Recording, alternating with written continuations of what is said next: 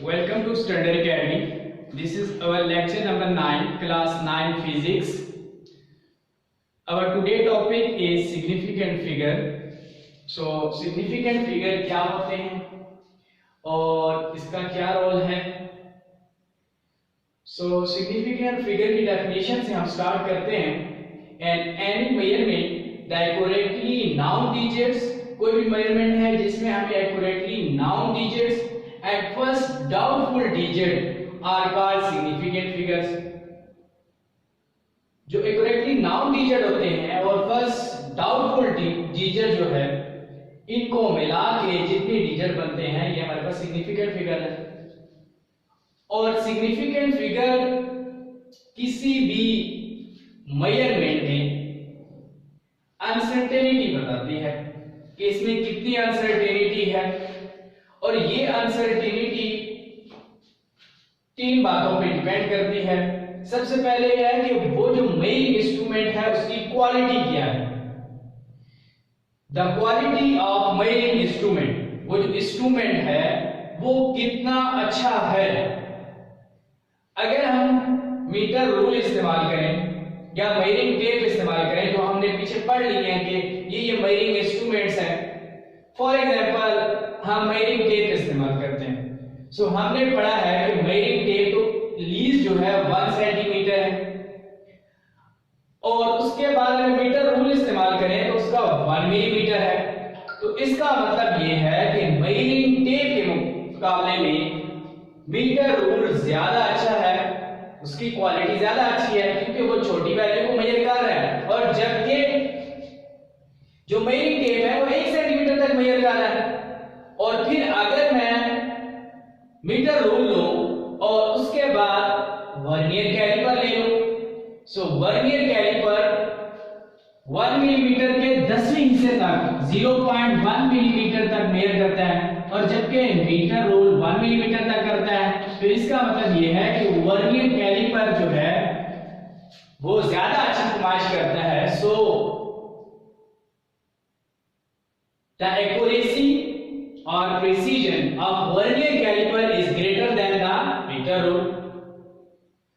और उसके मुकाबले में अगर मैं स्क्रू गेज ले लूं और वर्नियर कैलिपर का कंपेयर करूं तो वर्नियर कैलिपर 0.1 मिलीमीटर तक कंपेयर करता है, मतलब मिलीमीटर के 10वें हिस्से तक, और screw gauge 0.01 millimetre, screw gauge millimetre के 100वें हिस्से तक मेजरमेंट करता है. सो इसका मतलब यह है कि स्क्रू गेज की क्वालिटी ज्यादा अच्छी है और इसके सिग्निफिकेंट फिगर भी ज्यादा होंगे.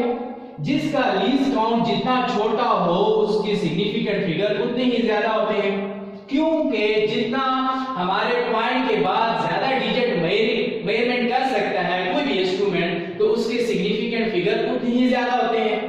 सो इट्स मीन के वर्नियर कैलिपर के मुकाबले में स्क्रू गेज ज्यादा अच्छा है तो इसके सिग्निफिकेंट फिगर ज्यादा होंगे. सो हम कहते हैं कि the accurately known digit and first doubtful digits are called significant figure. फिर उसमें हम पहला पढ़ा है कि quality of the measuring instrument, कि मेजरिंग इंस्ट्रूमेंट की क्वालिटी कितनी अच्छी है. सो वहां से आप समझ गए हैं कि स्क्रू गेज को कंपैरिजन करें वर्नियर कैलिपर से, वर्नियर कैलिपर को कंपेयर करें मीटर रूल से और मीटर रूल को कंपेयर करें मेजरिंग टेप से. सो इन सब में सबसे ज्यादा जो अच्छा होगा, जिसके सबसे ज्यादा सिग्निफिकेंट फिगर होंगे वो स्क्रू गेज होगा. सो हमने ये पढ़ा है कि जितनी ज्यादा सिग्निफिकेंट फिगर होगी उतनी ज्यादा वैल्यू प्रिसाइज होगी.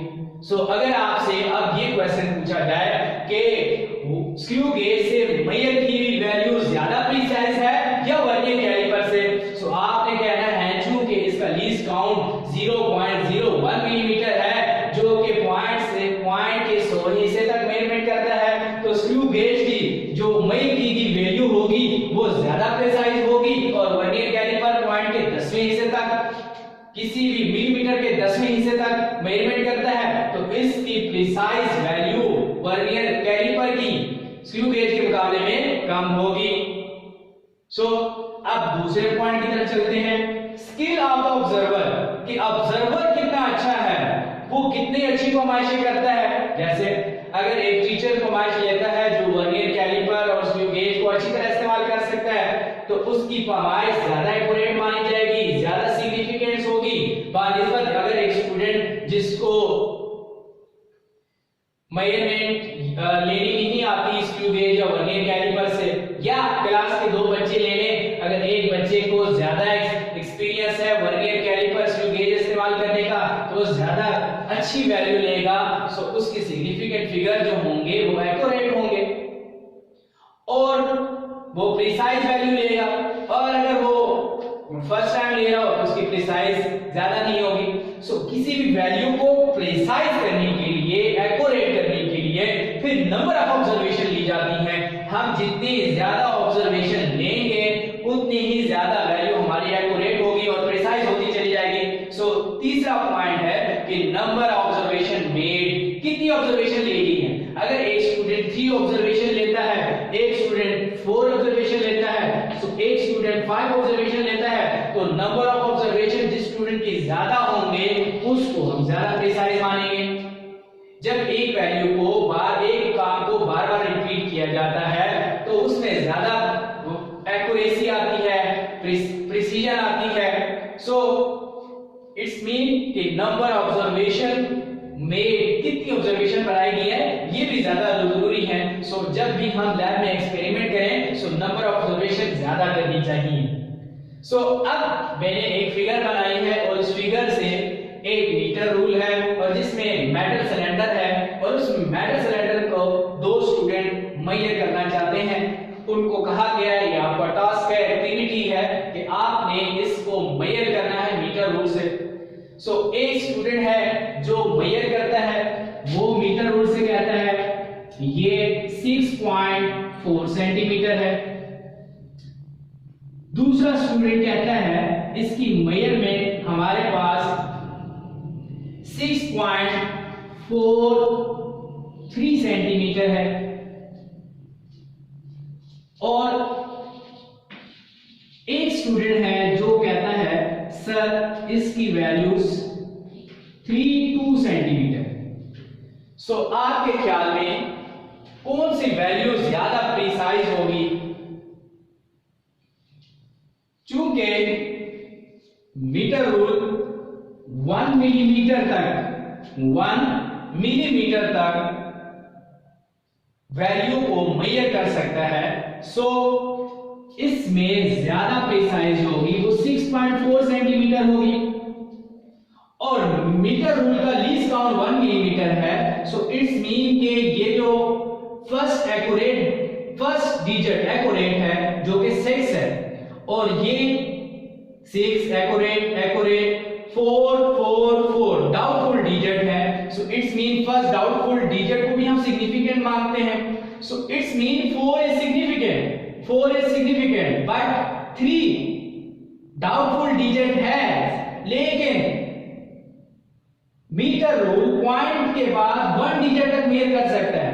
6.4 मिलीमीटर, 6.4 मिलीमीटर, ये 4 मिलीमीटर है, ये तो हम मान सकते हैं क्योंकि 1 मिलीमीटर तक मैच कर सकता है। सो ये 4 मिलीमीटर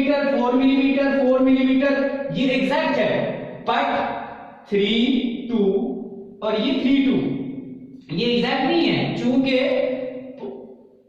मीटर रूल से हम पॉइंट के बाद मिलीमीटर 1 मिलीमीटर तक पॉइंट के सब मिलीमीटर डिवीजन मीन ये तो हम स्क्रू गेज से कर सकते हैं। सो अगर ये मेजरमेंट स्क्रू गेज से ली गई होती सो इसको हम करेक्ट मान सकते थे क्योंकि पॉइंट के 10वें हिस्से तक मिलीमीटर के 100वें हिस्से तक ये मेजरमेंट कर सकता है।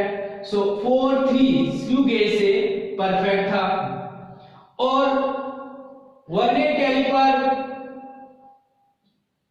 0.1 मिलीमीटर, सो 6.4 और ये डाउटफुल डिजिट होता हमारे लिए। सो इसको भी हम डाउटफुल मान लेते, तो इसमें कितने डिजिट वर्नियर कैलिपर के लिए 643 ये भी हमारे पास सिग्निफिकेंट होते।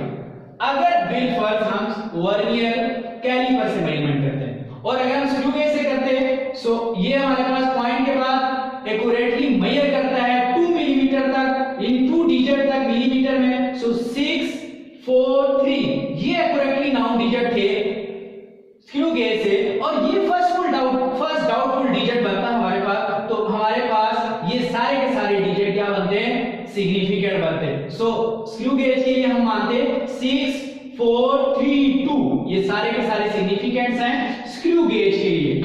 और वर्नियर कैलिपर के लिए ये सिग्निफिकेंट फिगर बनता, और मीटर रूल के लिए हमारे पास ये सिग्निफिकेंट है। और अगर हम मेजरिंग टेप इस्तेमाल करें, क्योंकि वो सेंटीमीटर में जस्ट मेजर करता है, तो ये ही हमारे पास क्या होता, सिग्निफिकेंट फिगर होता। सो अब हम कुछ मेजरिंग करने के बाद सिग्निफिकेंट फिगर बताएंगे कि किसने कौन कुछ रूल हैं जो कि सिग्निफिकेंट फिगर्स को बताते हैं। सिग्निफिकेंट फिगर के रूल, बेसिक रूल हम सीखेंगे। So let's start with the rules for significant figure. Significant figures के लिए कुछ रूल्स हैं। So non zero digit are always significant. जितने भी नॉन जीरो डिजिट्स होंगे उनको हम सिग्निफिकेंट कहेंगे। जैसे 25, अब ये दोनों सिग्निफिकेंट्स हैं, मतलब अगर आपसे कोई पूछे 25 कितने सिग्निफिकेंट फिगर्स हैं, सो आप 2 कहेंगे। अगर 3 2 5 आ जाए, सो आपके पास इसमें सिग्निफिकेंट फिगर 3 हैं। नॉन जीरो डिजिट्स जितने भी होंगे वो सारे के सारे सिग्निफिकेंट्स होंगे। सेकंड रूल है zero between two significant digits are always significant. अगर दो डिजिट्स के दरमियान 0 हो, 2 0 5, ये 3 डिजिट सिग्निफिकेंट है, मींस ये जो 0 है ये इसमें सिग्निफिकेंट्स है। अगर आ जाए 3 2 0 5, सो ये 0 भी सिग्निफिकेंट है, इसमें 4 भी, इसमें 3 सिग्निफिकेंट्स है, इसमें 3 सिग्निफिकेंट है, इसमें 2 सिग्निफिकेंट्स है।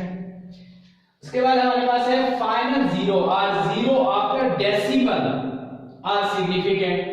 डेसिमल पॉइंट के बाद जो 0 होंगे वो सिग्निफिकेंट होंगे। जैसे कि लिखा होता है 15.00, सो इट्स मीन कि ये सिग्निफिकेंट्स हैं, ये 20, सो इसमें सिग्निफिकेंट फिगर कितने हैं, 4 है।